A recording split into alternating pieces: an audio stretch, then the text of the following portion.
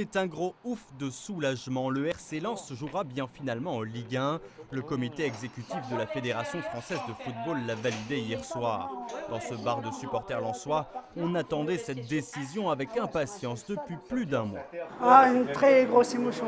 Le feuilleton de l'été est enfin terminé. C'est très bien que c'est le sportif qui l'a emporté au point de vue finance. Ça, c'est excellent.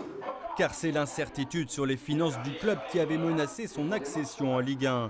Des garanties ont finalement été apportées in extremis. Après 3 saisons en Ligue 2, Lens retrouve donc l'élite du football français. Sur le marché, c'est le cœur de toute une ville qui palpite à nouveau. Depuis le temps que le suspense y durait, on est rassuré au moins. C'est une histoire de cœur. C'est une histoire de cœur, une histoire d'amour entre les joueurs et les supporters.